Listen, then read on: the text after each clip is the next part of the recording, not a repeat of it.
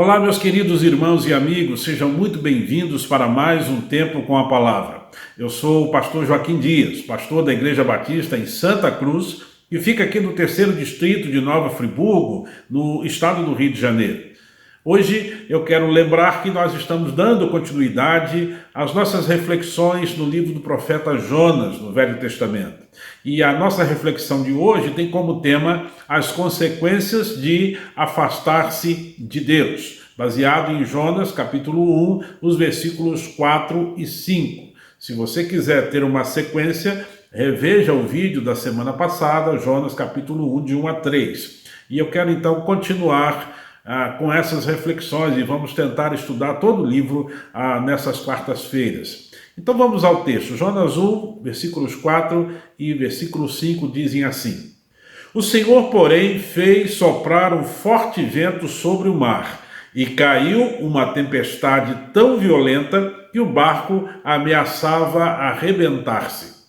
Todos os marinheiros ficaram com medo, e cada um clamava ao seu próprio Deus. E atiraram as cargas ao mar para tornar mais leve o navio. Enquanto isso, Jonas, que tinha descido para o porão e se deitado, dormia profundamente. O repórter estava entrevistando uma senhora muito pobre, mãe de vários filhos, e então se seguiu essa conversa. E o João, seu filho mais velho, perguntou ele. Está preso, coitado do meu filho, está puxando 16 anos. E o repórter pergunta, e o que foi que ele fez? E a mãe responde, umas bobaginhas, respondeu aquela pobre mulher, tão presa do medo quanto o seu filho das grades. Umas bobaginhas.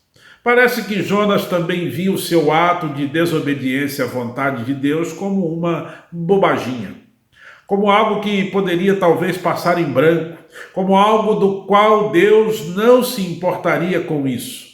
Só que o texto diz que não, Deus se importou e ele não deixou passar em branco. Talvez Jonas pensasse que deixar de ir pregar em Nínive não fosse atrapalhar ninguém. Estou imaginando aqui os seus pensamentos, talvez Jonas pensasse algo do tipo, eu desobedeço a Deus e o problema só afeta a mim. Mas não é isso que o texto diz. A partir da sua escolha de afastar-se de Deus, a história registra que mais pessoas foram sendo afetadas por este erro. O texto bíblico que lemos nos mostra que agora o Deus soberano, poderoso e gracioso está perseguindo Jonas. E ele fez soprar um vento forte sobre o mar, uma tempestade violenta que sacode fortemente o barco onde Jonas está. E há uma possibilidade real desse barco vir a afundar, uma possibilidade grande e assustadora. O que Jonas poderia então ter pensado ou considerado uma bobaginha, agora ameaçava todo mundo, todos no barco ao seu redor. O pecadinho de Jonas teve efeitos colaterais. Todos ao seu redor foram afetados. O risco era real e iminente. Então, o texto nos traz mais uma revelação impressionante. Todos ao redor de Jonas oram. Eles não oram ao Deus de Israel, oram aos seus deuses, às imagens da sua idolatria. Mas eles oram. Sabem que precisam de ajuda externa para sobreviver. Embora o Deus que eles acreditassem fosse um Deus falso, inexistente. Mas Jonas, ali no barco, era o profeta, o homem de Deus, o servo do verdadeiro Deus, e ele dorme. Quem de fato conhece o único Deus verdadeiro, ali naquele barco, está dormindo e não está orando. Uma consequência natural do pecado é fugir da presença de Deus, deixando de orar. As pessoas em pecado tendem a considerar a oração algo chato e vazio. É triste constatar algo semelhante nos nossos dias. Ver, por exemplo, pessoas não cristãs orando às suas imagens, aos seus falsos deuses, e aqueles que se dizem de Jesus, crentes em Cristo e no Senhor, não fazendo isso, não orando. não sentindo prazer em estar na presença de Deus em oração. Basta observar os cultos chamados de oração, com um número tão reduzido de pessoas participando deles. Percebam que no texto bíblico, todos ao redor de Jonas também estão agindo na tentativa de resolver os problemas do navio. Eles atiravam cargas ao mar para tornar o navio mais leve. Eles se unem e se envolvem na única solução que conseguiram pensar para melhorar a situação ali e sobreviverem. Mas Jonas dorme. Os homens sem Deus tendem a buscar soluções. Infelizmente, todas essas soluções são sempre pautadas pelo esforço humano e não pela fé. Mas o que incomoda é que o servo de Deus está dormindo ao invés de agir. Jonas não age, ele não participa do esforço pela solução. Queridos, quando o homem se afasta de Deus, ele perde forças para a ação. Não há nada que o motive a procurar uma solução sábia para os problemas. Sem Deus não há sabedoria. A bobaginha de Jonas, o seu pecadinho, isto lhe retirou a oportunidade de ser uma influência positiva na vida daqueles marinheiros. Ele já não teve interesse pelas almas que estavam se perdendo. Ele está indiferente aqui no texto. Ele não se importa mais.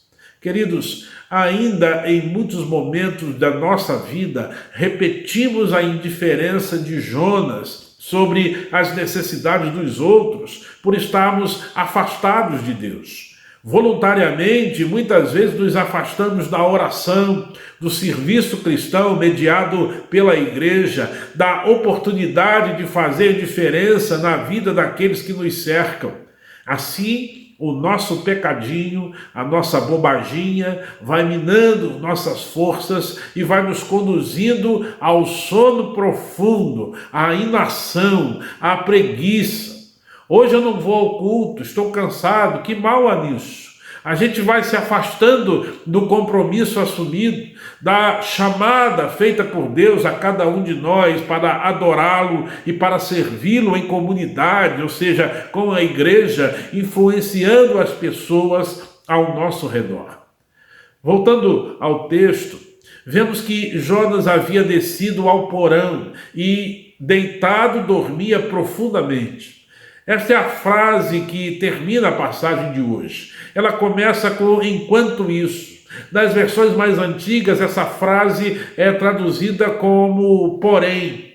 A maneira como é colocada no texto, às vezes me faz pensar que Jonas foi dormir, mesmo vendo que a tempestade havia chegado.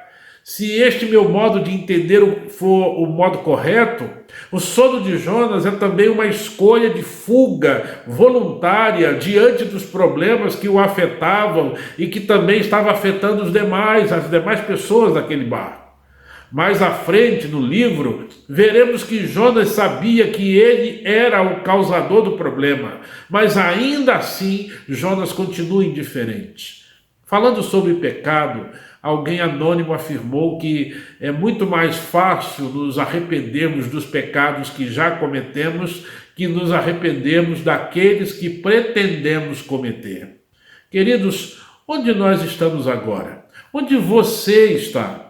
Será que as tempestades que assustam aqueles que estão ao nosso redor são resultado da sua ou da minha omissão, da nossa desobediência voluntária a Deus, da nossa bobaginha? Estaria você e eu sendo indiferentes à realidade e às pessoas ao nosso redor? Estaremos com dificuldades de arrependimento porque nosso pecado foi voluntário e premeditado? Será que já nos afastamos tanto de Deus que a nossa tendência é não ter mais vontade de orar e de estar ou permanecer nessa condição na presença de Deus? Eu quero desafiar você a orar a Deus. Mesmo que você não tenha vontade de orar, ore a si mesmo. Ore pedindo a Deus para ter vontade. Peça essa ajuda ao Senhor. Não fuja da presença de Deus, pois se você é do Senhor, se você pertence a Ele, é um salvo por Jesus, Ele vai atrás de você, Ele vai perseguir você. Deus ama você, Deus quer você de volta, mas quer você arrependido, transformado, amando estar perto dEle pela oração e pela leitura, pelo conhecimento da sua palavra. Hoje, Deus está te oferecendo mais uma oportunidade. Então não dispense, não desça mais, não vá dormir ao invés de orar e de agir.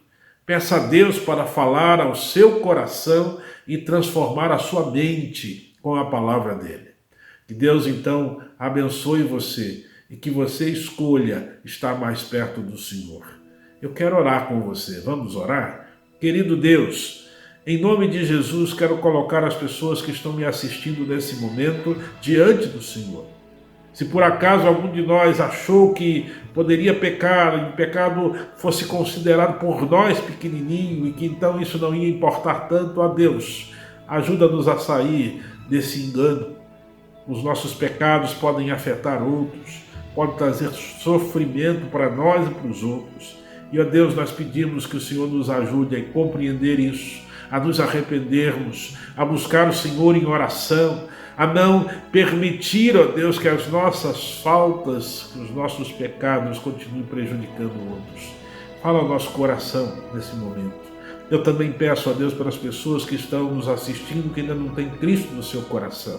E peço que o Senhor lhes fale da mesma forma. Talvez estejam até orando, talvez diferente de muitos de nós, eles estejam até buscando alguma divindade, mas não te conhecem ainda, porque não creram no sacrifício do Senhor Jesus Cristo, não o receberam como Senhor e Salvador de suas vidas. Então lhes fale ao coração agora, lhes ajude a compreender isso e permita que eles se convertam a Jesus, crendo nele como Senhor e Salvador de suas vidas.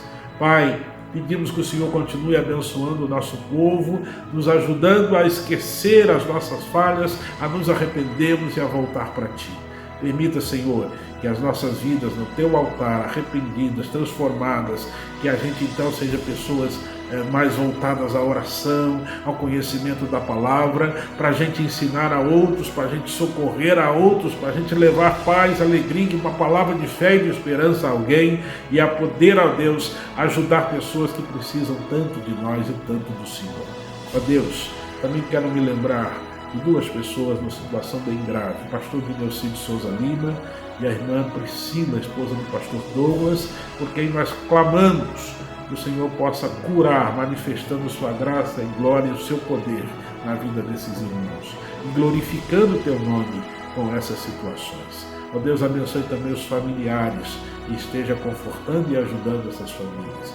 Me lembro aqui das famílias enlutadas, ó Deus, a mãe da Ingrid, a família como um todo, também, ó Deus, a diretora da escolinha aqui, Valdir Carvalho, ó Deus, que perdeu a sua mãe, a dona Patrícia, que o Senhor possa abençoá-la também, ajudando-a nesse momento difícil.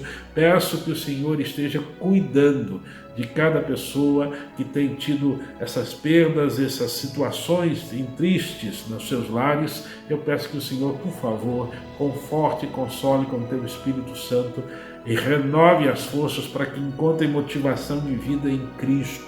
Que o Senhor seja a razão das suas vidas, da sua existência, um motivo suficiente para viver e para viver feliz na Tua presença. Continue conosco, Pai. Abençoe a Tua igreja. Nos abençoe agora nesse fim de semana, no dia 27 de setembro, quando estaremos comemorando o aniversário da igreja. Que seja um tempo festivo, alegre e abençoador para todos nós. Que aqueles que puderem estar aqui no templo e aqueles que estiverem em casa assistindo, sejam ambos abençoados pelo Senhor naquele culto também. Muito obrigado, Senhor, por esse tempo juntos com os meus irmãos e meus amigos. É a minha oração em nome de Jesus. Amém. Eu quero lembrar você então, no próximo domingo, às 9 horas da manhã, teremos transmissão ao vivo da nossa escola bíblica dominical. Estamos estudando a carta de Paulo aos Efésios. Vamos continuar ali no capítulo 1, você pode ler aí na sua casa. Então você está convidado para fazer parte disso. O canal da Igreja Batista Santa Cruz, no YouTube, estaremos transmitindo ao vivo a aula da EBD. O pastor e eu estarei ministrando essa aula. E à noite, no próximo domingo, dia 27, nós teremos a presença do pastor Jorge Paiva, da Igreja Batista Esperança, em Nova Friburgo, pregando a palavra do Senhor aqui. O pessoal da igreja estará louvando o Senhor. Sabemos que temos dificuldades aqui de restrição, mas se você desejar vir, os nossos irmãos permitirão que você participe do culto conosco. Daremos um jeito de trazer um espaço e segurança. É preciso usar máscara, é preciso usar o álcool, tem a questão do distanciamento, mas eu tenho certeza que vai ter espaço para você e que vai ter, nós temos esses recursos todos aqui para oferecer a você. Venha com a sua família, se você puder, Deus vai te abençoar nisso. E se você não puder, pode assistir na sua casa, tenho certeza também que Deus vai falar ao seu coração. Olha, eu peço que você curta esse vídeo, que você comente, que você compartilhe, porque isso ajuda para que essa mensagem alcance mais pessoas no YouTube. Então faça isso para ajudar a gente. Se inscreva no canal também, isso é outra questão importante, tá bom? Forte abraço para você e eu te aguardo até a próxima semana.